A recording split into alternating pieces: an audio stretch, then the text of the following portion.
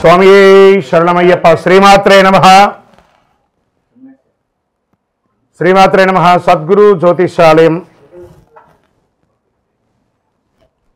Sadhguru జ్యోతిషాలయం 2025 October 18 6:41 ఉదయం రోజు గురు అతిచార ఫలితం అనేది ప్రారంభమవుతుంది. గురు భగవానుడు మిథున రాశి నుంచి కర్కాటక రాశిలోకి ప్రవేశించబోతున్నారు. కర్కాటక రాశి గురు భగవానునికి ఉచ్చస్థానం అని కూడా చెప్పచ్చు. అంటే శక్తి, దయా, జ్ఞానం అత్యధికంగా ఉండే ఒక స్థానం అని కూడా చెప్పచ్చు. అతిచార గమనం అంటే గురు భగవానుడు తన సాధారణం కంటే కూడా చాలా వేగంగా కదిలి ఫలితాలు కూడా త్వరగా వస్తాయి. దానివల్ల స్థిరత్వం కూడా తక్కువగా ఉంటుంది. ఈ కాలం వచ్చేసి గురు భగవానుడు 2025 అక్టోబర్ 18 నుండి 2026 ఏప్రిల్ 28 వరకు సుమారుగా 192 రోజులు, 6 నెలల 10 రోజుల పాటు ఉంటారు. తర్వాత తన యొక్క సహజ గమనానికి ప్రవేశించి ఫలితాలు స్థిరంగా ఇస్తుంటారు. ఇందులో గురు యొక్క అతిచార గోచార ఫలితంలో సింహరాశి వారికి ఎలా ఉంది అని అంటే, గురు గమన ప్రారంభం ఇక్కడ ఎలా ఉంటుందంటే, ఇక్కడ అష్టమ శని ఒక పక్క ఉంది సింహరాశి వారికి. కాస్త మిశ్రమ ఫలితం అని కూడా చెప్పడం జరుగుతుందండి సింహరాశి వారికి. కర్కాటక రాశి అంటే 12వ ఇల్లు, కొంచెం వ్యయస్థానం అని కూడా చెప్పచ్చు. ఇది ఖర్చులు, విదేశీ ప్రయాణం వీటి మీద కూర్చుంటుంది. ఇది నిద్ర అంశాలకు సూచిస్తుందని కూడా చెప్పచ్చు. అతిసార కాలంలో ఈ యొక్క 192 రోజులు మనసు కాస్త మిశ్రమంగా ప్రశాంతతగా ఉంటుందని చెప్పచ్చు. విదేశ సంబంధాల ద్వారా అనుకూల అవకాశాలు వస్తుంది, ప్రతికూల అవకాశాలు వస్తాయి. రెండు కూడాను మిశ్రమంగా వస్తున్నాయి. దీర్ఘకాల ఆశలు ఫలిస్తాయి. కాస్త వృత్తి ఉద్యోగాల్లో 6వ ఇంట్లో దృష్టి వలన ఉద్యోగంలో ఉన్న సవాళ్ళు అధిగమిస్తారు. ఒక్కొక్కసారి చాలా ఇబ్బంది కూడా పడే అవకాశాలు ఉన్నాయి. ఉద్యోగరీతిగా సర్వీస్ సెక్టార్, హెల్త్, విద్యారంగం వారికి మంచి ఫలితాలు వస్తుంది. డిఫెన్స్, పోలీస్ డిపార్ట్మెంట్, డాక్టర్స్ వీళ్ళకందరికీ కూడా కొంచెం మిశ్రమైనటువంటి ఫలితాలు ఉందని చెప్పచ్చు. అతిసార దశలో ఖర్చులు అకస్మాత్తుగా పెరిగే అవకాశాలు బాగా ఉన్నాయి. కొన్నిసార్లు ఒంటరితనం, ఆలోచనతో మునిగిపోతుంటారు. నిద్ర లేని సమయం యొక్క అలసట వస్తుంది. ఆరోగ్యపరంగా గుండె, కళ్ళు సమస్యలు వచ్చే అవకాశాలు గట్టిగా ఉన్నాయి. జాగ్రత్త పడండి. స్థిర ఫలితాలు 2026 మే నుండి గురు స్థిరత్వం పొందిన తర్వాత ఫలితాలు చక్కబడతాయి. ఆర్థిక స్థిరత్వం తిరిగి వస్తుంది. ఆధ్యాత్మికంగా బలపడతారు. ఆర్థికంగా ప్రారంభంలో ఖర్చులు ఎక్కువ పడ్డా కూడా మిశ్రమంగా కొంచెం ఖర్చు ఎక్కువ, కొంచెం ఖర్చు తక్కువ అలా ఉంటుంది. బృహస్పతయే నమః, ఓం బృహస్పతయే నమః అని చెప్పుకుంటూ ఉండండి. గురు భగవాన్ యొక్క అనుగ్రహానికి ఓం శనైశ్వరాయ నమః అని చెప్పుకుంటూ ఈ యొక్క అష్టమ దీంట్లో చూసుకోవడానికి శని భగవాన్ యొక్క ఇది పొందడానికి కూడాను అనుగ్రహం పొందండి. కాస్త పేదవాళ్ళకి పుస్తకాలు, పెన్సిల్స్ అవన్నీ కూడా పంచండి. అద్భుతమైనటువంటి ఫలితాలు ఉంటాయి. సింహరాశి వారు దైవారాధన ఖచ్చితంగా కొంచెం ఎక్కువ చేసుకోవాలని ఉంది. శ్రీమాత్రే నమః. అందరికీ దీపావళి శుభాకాంక్షలు. ఫస్ట్ సద్గురు జ్యోతిషాలయం నుండి దీపావళి శుభాకాంక్షలు. మా టీవీ ఛానల్ ద్వారా చూస్తున్నటువంటి ప్రతి ప్రేక్షక మిత్రులకి, భగవద్బంధువులందరికీ కూడా దీపావళి శుభాకాంక్షలు. అందరికీ ఉన్నటువంటి ఒక చిరు రెగ్యులర్గా అన్ని టీవీల్లో అన్ని ప్రవచనకర్తలు, అందరు గురువులు చెప్తున్నదే, కొంచెం మనం కూడా మన ఛానల్ ద్వారా కూడా కొంచెం తెలుసుకునేటట్టుగా బాగుంటుంది అనే ఒక చిరు ప్రయత్నంలో దీపావళి అంటే ఏంటి, దీపావళి రోజు ఏం చేయాలి, దీపావళి రోజు ఏ పూజ చేయాలి, ఈ దీపావళి ఎప్పుడు వచ్చింది, పటాకులు కాల్చొచ్చా కాల్చకూడదా, ఏ పూజ చేయాలి, ఇవన్నీ కూడా ఆలోచన ఉంటుంది. దీపావళి అంటే దీపపు ఒక వరసను దీపావళి అంటారు. నరకాసురుని యొక్క వధం అయిన తర్వాత, ఆ నరక చతుర్దశి అయిన తర్వాత వచ్చే రోజుని దీపావళి. ఆ నరకాసురుని సంహరించిన తర్వాత అమ్మవారు ఈ ప్రపంచం అంతా కూడా ఆనందపడింది. దాంతో దీపాలు వెలిగించి అందరూ కూడాను ఆనందాన్ని పొందినటువంటి దాన్ని దీపావళి అంటారు. ఆ రోజు నుంచి మొదలు పెడితే కార్తీక మాసం మొదలయ్యి చక్కగా కార్తీక మాసం, ధనుర్మాసం అంతా కూడాను ప్రతి ఇంటిలోనూ గడప దగ్గర, తులసి కోట దగ్గర, అన్ని చోట ఉసిరి చెట్టు దగ్గర, రాగి చెట్టు దగ్గర అందరూ కూడా దీపాలు పెడుతుంటారు కదా. ఈ దీపాలు వరుసగా పెట్టేదాన్ని దీపావళి, దీప వరుసను దీపావళి అంటారు. ధన్తెరస్, అమ్మవారు, లక్ష్మీవారు కొంతమంది ఈ దీపావళి రోజు చక్కగా లక్ష్మీ పూజలు చేస్తూ ఉంటారు. కొత్త వ్యాపారాలు ప్రారంభిస్తూ ఉంటారు. మరి దీపావళి రోజు ఏం చేయాలి గురుగారు అని అంటే, తైల అభ్యంగన స్నానం చేయాలి అంటారు. పెద్దవాళ్ళు ఉంటారు కదా, ఇంట్లో పెద్దవాళ్ళు ఒక చోట కూర్చొని ఉంటారు. పిల్లలందరినీ కూడా అక్కడ కూర్చోబెట్టి వాళ్ళకి నువ్వుల నూనె రంగరించి పటాకులు ఇచ్చి కాల్చమని చెప్పి, తర్వాత స్నానం చేసి వచ్చి కొత్త బట్టలు వేసుకొని ఇంట్లో పూజ, లక్ష్మీ పూజ చేయడం, దేవాలయాలకు వెళ్ళడం, పెద్దవాళ్ళందరూ కూడా చిన్నపిల్లలకి ఆశీస్సులు ఇస్తూ వాళ్ళకి గిఫ్ట్స్ అంతా కూడా ఇవ్వడము, ఇవన్నీ చేయడం. ఒకటి, సాయంత్రం అవ్వగానే చక్కగా వారి పాఠ్య పుస్తకాలను ఒక 2 నిమిషాలు 5 నిమిషాలు చదవడం. ఎందుకంటే లక్ష్మీప్రదం అంటారు. ఆ రోజు పుస్తకం చదవడం లేదా ఒక శ్లోకం నేర్చుకోవడం, ఒక పూజ చేయడం అనేది లక్ష్మీప్రదం అంటారు. అంత అద్భుతమైనటువంటి రోజు. మరి ఆ రోజు ఇంట్లో ఏమేమి చేయాలంటే తెల్లవారు మాకు స్నానం చేసి ఇల్లంతా కూడా ఆడవాళ్ళంతా కూడా చక్కగా కడిగేసి దుడి చేసుకొని చక్కగా గడపకంతా కూడా పసుపు రాకి, మగవాళ్ళందరూ ఆకులు, మామిడి ఆకులన్నీ కూడా కట్టి తోరణాలన్నీ కూడా కట్టేసి చక్కగా పైన మన ఇంటి పైన ఓంకార ధ్వజారోహణం చేసి అద్భుతమైనటువంటి ఒక హైందవ సంప్రదాయాన్ని విట్టగా ప్రతి ఒక్కరికి శుభాకాంక్షలు తెలియడం.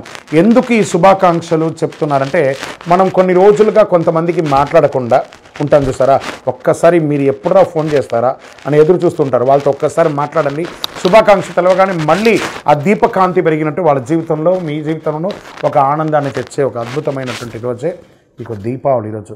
ఈ దీపావళి రోజు చాలామందికి ఒకటి ఉంది, గురుగారు పటాకులు కాల్చకూడదు, పొల్యూషన్ అంట కదండి, కాలుష్యం కదనండి. ఏమండి, పటాకులు కాలుస్తే కాలుష్యం ఏంటండి? మోటార్లు, ఇండస్ట్రీలు, ఫ్యాక్టరీలు, కార్లు, స్కూటర్లు, ఇన్ని పొల్యూషన్తో మనం పడుతున్నాం.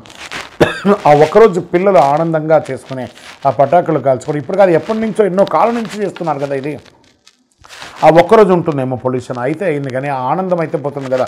దీపావళి చేసుకునేవారు అనడం కంటే కూడా దీపావళి మేము చేసుకున్నామని చెప్పడం ఎంత గొప్పగా ఉంటుంది. ఈ 2025 దీపావళి ప్రతి ఒక్కరి యొక్క జీవితంలో ఆనందాన్ని కలిగించాలని, అద్భుతాన్ని కలిగించాలని భగవంతుడి దగ్గర ప్రార్థన చేసుకుంటూ, అఖిలాండ కోటి బ్రహ్మాండ నాయకుడైన శ్రీ ధర్మశాస్త్ర అయ్యప్ప స్వామి వారి యొక్క సంపూర్ణ అనుగ్రహం ఉండాలని, దీపావళి అప్పుడు పెద్దవాళ్ళందరూ చిన్నపిల్లలు పటాకులంతా కాల్చినప్పుడు జాగ్రత్తగా వారి మీద దృష్టి పెట్టండి. ఎందుకంటే పట్టు చీర కానీ పట్టు లంగాలని ఆడపిల్లలంతా వేసుకుంటుంటారు. చిన్నపిల్లలు చేయి కాల్చుకోకుండా కొంతమంది పిల్లలు చేతితో కాల్చుతుంటారు. వాటన్నిటిని పెద్దవాళ్ళుగా ఉండి మనం దగ్గర ఉండి ఈ దీపావళి పండుగను ఆనందంగా సంతోషంగా జరుపుకోవాలి. విజయోస్తు. శరణమయ్యప్ప స్వామి, శరణమయ్యప్ప. అఖిలాండ కోటి బ్రహ్మాండ నాయకునే శరణమయ్యప్ప. కార్తీక మాసం వచ్చేసింది, మార్గశిర మాసం వచ్చేసింది. అయ్యప్ప స్వామి ఉభయ తెలుగు రాష్ట్రాలే కాకుండా దేశ విదేశాల్లో ఎక్కడ చూసినా అయ్యప్ప స్వామి వారి యొక్క పూజలు, దీక్షలు, శబరి యాత్రలు అన్ని రకాలైనటువంటి మొదలైంది. మన యొక్క ఛానల్ ద్వారా ఇంక కొంచెం రీచ్ అవ్వాలని, చాలామంది మాల వేసుకున్న వాళ్ళకి ఎన్నో ధర్మ సందేహాలు ఉన్నాయి. వాళ్ళ యొక్క దీక్ష ఎలా చేయాలి, అయ్యప్ప స్వామి అంటే ఏంటి, ఈ దీక్షలో ఏమేమి చేయాలి, పూజ అంటే ఏంటి, యాత్ర అంటే ఏంటి, మంత్రాలు అంటే ఏంటి, యొక్క గురుస్వామి అంటే ఎవరు, అయ్యప్ప స్వామి అంటే ఎవరు, ఈ దీక్ష అంతా ఏంటి, ఎలా చేయాలి, ఎప్పుడు చేయాలి, ఎందుకు చేయాలి, ఈ యొక్క దీక్షలో వచ్చినటువంటి మార్పు నిత్య జీవితంలో ఏమైనా ఉందా, లేదా దీక్షలో స్త్రీల యొక్క ప్రాముఖ్యత ఏమైనా ఉన్నాయని వీటన్నిటినీ చాలా ప్రశ్నలతో ఉన్నటువంటి వారికి అందరికీ కూడా ఇది ఒక మంచి ప్లాట్ఫామ్. ప్రతి ఒక్కళ్ళు దీన్ని చూడండి. చూసిన వాళ్ళు మీకు నచ్చిందంటే మీ మిత్రులకి, మీ స్నేహితులకి షేర్ చేయండి. ఇది ఆధ్యాత్మికమైనటువంటిది కదా. మన ఛానల్ పక్కనే గంట గుర్తుంది కదా, దానిలో ఒక గంట కొట్టేసాను గట్టిగా, అన్నీ కూడా మీకు వచ్చేస్తుంది. మన ఛానల్ని సబ్స్క్రైబ్ చేసుకోండి. శరణమయ్యప్ప. అయ్యప్ప దీక్షలో ఉన్న వాళ్ళు రోజుకి ఎన్నిసారి భోజనం చేయాలి? ఏకభుక్తం, ఒకటేసారి భోజనం చేయాలి అని చెప్పారు. దొరికింది కదా అని చెప్పి ప్లాట్ఫామ్ వెంబడి రోడ్ల మీద నిలబడుకొని తినడాలు, ఎక్కడ పడితే అక్కడ తినడాలు, ఉదయం ఒక టిఫను, మధ్యాహ్నం భోజనం, రాత్రి భోజనము, మళ్ళీ దీక్షలో ఆయిల్ ఫుడ్స్ అన్నీ తిని ఉపయోగం లేదు. మరి దీక్ష తీసుకుని లాభం ఏంది?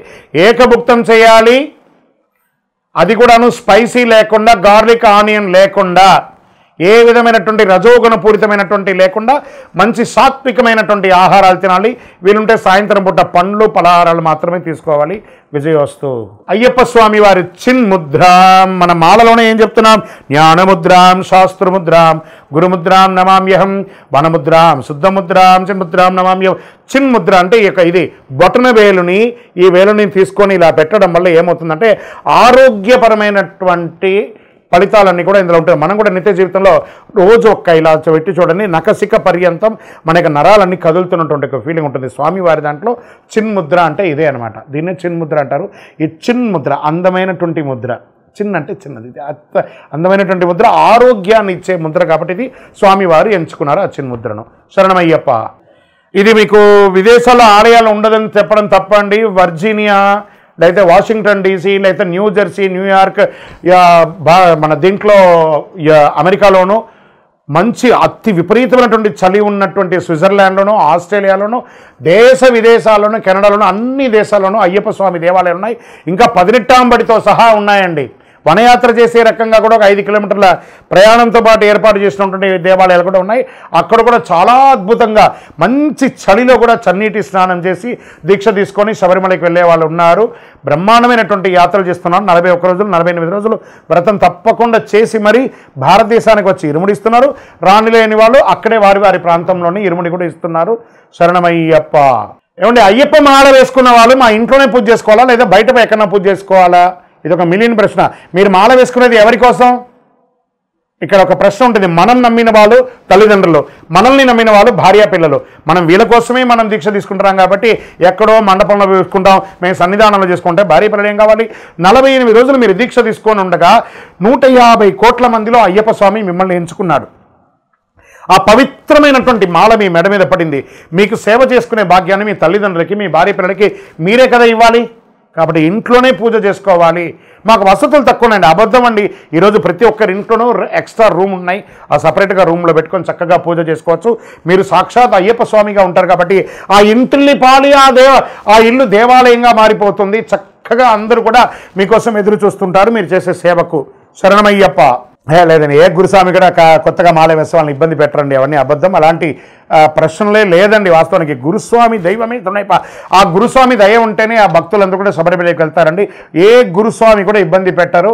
అలాంటి ఇబ్బంది ఆలోచన కూడా పెట్టకండి. ఒకవేళ వారు ఇబ్బంది పెట్టే రకంగా మీకు అనిపించిందంటే వారితో కూర్చొని మాట్లాడండి, డిస్కస్ చేయండి ఆ గురుస్వామి దగ్గర. ఎందుకంటే గురుస్వామి లేనిదే ఈ యొక్క శబరిమల యాత్ర లేదు కాబట్టి గురు నింద చాలా మహాపాపం. గురు నింద చెయ్యకండి. శరణమయ్యప్ప. అయ్యప్ప మాల వేసుకున్న వాళ్ళు ఎన్నింటికి లేవాలి, ఎన్నిసారి స్నానం చేయాలి, ఎన్నిసారి పూజ చేసుకోవాలంటే కార్తీక మాసంలో మనం మాల వేసుకున్న ప్రతి ఒక్కరు కూడా సూర్యోదయాత్పూర్వం లేవాలి. బ్రాహ్మ్య ముహూర్తంలో లేవాలి. ఈ బ్రాహ్మ్య ముహూర్తం అయిన తర్వాత తెల్లవారుజామున 4ంటికి నిద్ర లేవడం, తర్వాత చన్నీటి స్నానం చేయడం, ఒక్కసారి ఉదయం ఒక్కసారి సాయంత్రం. ఆహార నియమాలు అదుపులో ఉంటే ఈ 2 సార్లు స్నానాలు చేయాలి. అతిగా ఈ ఆయిల్ ఫుడ్కి సంబంధించిన ఆహారాలన్నీ తీసుకున్నారంటే ఎన్నిసార్లు అవుతుందో అది మీ ఇష్టం. కానీ ఎన్నిసారి పూజ చేయాలని కాదు. కలవు నామస్మరణాత్. మన యొక్క DNA శరీరంలో మొత్తం ఆ అయ్యప్ప స్వామి వారి యొక్క నామస్మరణ అణువు ఉండాలి. కాబట్టి నామస్మరణకు ఒక లిమిట్ అంటూ లేదు. శరణమయ్యప్ప, శరణమయ్యప్ప, శరణమయ్యప్ప.